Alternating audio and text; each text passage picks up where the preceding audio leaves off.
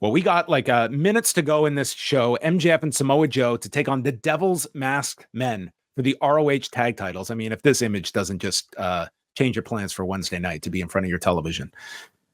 Joe doesn't come out. MJF is waiting for him, and we see Joe down and out in the back. He's holding his knee. So MJF says he's going to go solo, and he's got a big brace on his shoulder. It's taped, and he is trying to unmask the guys. He's destroying the Putty Patrol, and then goes for the mask when a third masked man comes from underneath the ring, nailing his shoulder with a pipe, and then hits a heat seeker on Max. And then this masked man tries, and I emphasize tries, to use the rope for leverage. He was having quite the battle keeping his legs on the rope, and they pin MJF. One of his rare jobs in this company is to one of the Devil's Masked Men in 1:49. So we have new ROH tag champions. Joe hobbles down with a chair, clearing the ring as the Devil appears on the screen, and the line on the screen reads, "Pleasure doing business with you," as Joe nails him from behind with the chair. The announcers make it clear he is working with the Devil, not that he is the Devil, and it's a muscle buster on the bad shoulder, and Joe holds up the title belt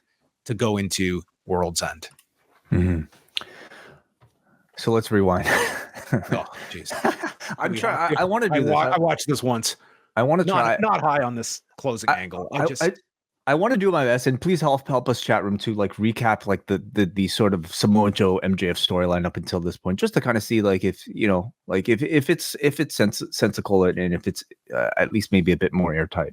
So Joe loses to MJF and then wants a rematch, and he tries to ask MJF for a rematch, and MJF just kind of blows him off. And then Adam Cole gets injured. So Samoa Joe, I think, was the one to suggest to MJF, I'll help you if you give me a rematch afterwards. Yes. And then after Joe helps him helps MJF retain the championship, Joe says, "I'm going to keep protecting you just because I want to protect my championship match." Yes. And that led to just a series of, interactions with the masked men. Joe, I guess, pretending to, fight them off. Joe pretended to get injured tonight and then revealed himself to be working with the masked men so he could injure MJF. So what's to stop MJF from saying, "I'm hurt, I can't make the match on Saturday. You didn't protect me, Joe"? Well, that's a bit of I guess he's assuming that his ego will not allow him to pull out of the match in Long Island, of all places. So maybe that is it. I will say, because I was critical of this at Full Gear, was the fact that Joe left the building and did not protect MJF on that show where Adam Cole was going to go and wrestle for Max. And we were questioning, like, why wouldn't Joe protect Max? Because now it still is not quite the logic, because Max still needed to win this match and keep the title for Joe to get his title shot. So he was still risking that by not helping Max. Yeah, but it further injured Max. I don't enjoy this storyline. I think it has gotten extremely convoluted that people are holding on to. I think just if they have the novelty of this mystery being revealed, which feels like it is still, I don't know. They've given you no tease of when this ending is coming. I think like whodunits can work in pro wrestling at their best. They, elicit sort of like an interesting guessing game that gives you a reason to tune in every single week. I don't like AEW's attempt at it here, especially in like a main title scene. I don't like mystery men that look like extras from a student production I might have been working on when I was 21. That's part of it too, John, but just, I think it's just so counter to what your AEW fan wants out of this particular product, especially when it's done not very well. You heard the reaction. This was the glaring contrast on this show.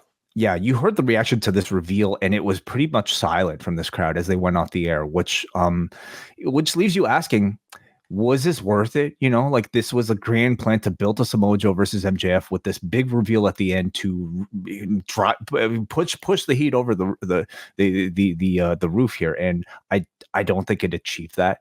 I was as interested in this match as I was before, and if anything, this might have even colored it a bit negatively. I'd say it's low. It's lower coming off of this for me. Again, as I said, I feel like Moxley and Kingston feels like the bigger match on Saturday, and yeah, we will see. Like, this is one that, I mean, what this pay-per-view does have going for it is, like, first of all, they have dedicated a lot of television time to MJF and Samoa Joe, so there's going to be people that are into this match, that are into the story, but at the same time, you know, you have Sting on this pay-per-view, you have Adam Copeland and Christian Cage, you've got the Continental Classic final. Like, again, it's a very good card for an AEW show, but I think I just thought the go home angle was a very deflating one, and not one that at the end of it I was thinking, man, I cannot wait to get to Saturday for this match or this angle to continue, that it feels it's going at a snail's pace, that I just don't sense there's an audience that is just, that I'm the minority that it's not connecting with. I think we're very much in the majority. I think so too. Compare maybe this reaction to our excitement for the interaction Swerve and MJF had last week. And it's not down to the talent. We've seen Samoa Joe and MJF have incredible in-ring, promo segments, but it's the tone of this, and it's the storyline. Like, we want good back and forth. I think I could beat you, or you really think you could beat me, prove it, such and such. Playing so much with this sort of like, mystery, like hard to believe in stuff, it has certainly been a turnoff, and it's a little disappointing that they continue to like dive so deep into it.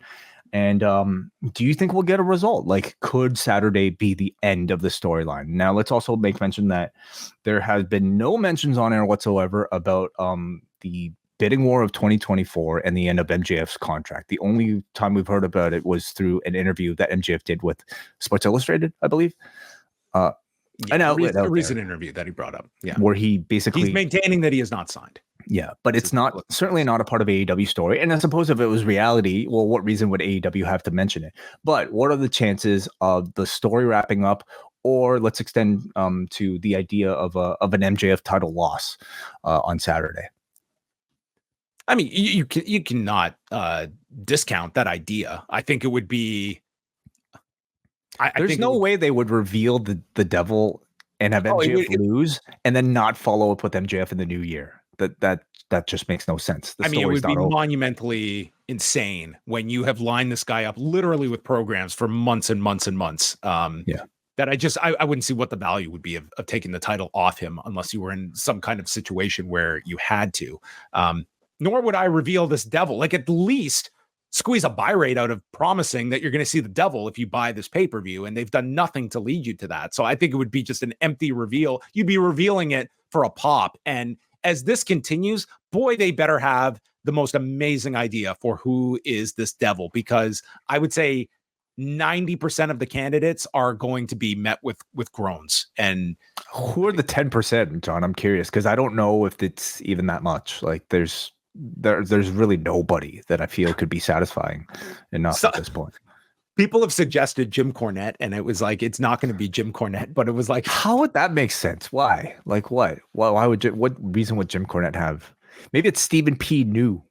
Oh my goodness. Yeah. Well, the minions are going to have to be revealed at some point too. So yeah, it's Cornette's listeners who are the masked men. The NDAs. The cult. Yeah.